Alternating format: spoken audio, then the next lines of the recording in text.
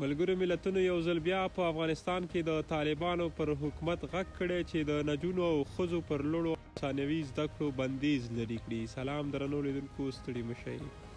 په افغانستان کې د ملګرو ملتونو استازولۍ یوناما د طالبانو پر حکومت غږ کړی چې د نجونو پر ثانوي او لوړو زده کړو د دوی په وینا غیر عادلانه او زیانمنونکي بندیز لرې کړي.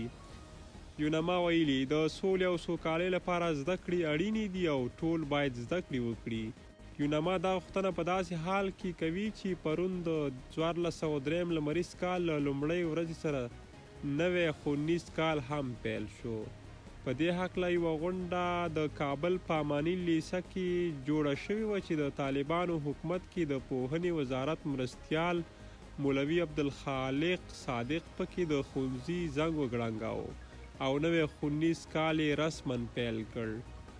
په همدې مراسمو کې د طالبانو حکومت کې د پوهنې د سرپرست وزیر مولوي حبیب الله آغا په ګډون بېلابېلو چارواکو ویناوې وکړي، خو د نجونو ثانوي زده کړو په اړه یې یو ځل بیا څه ونه ویل.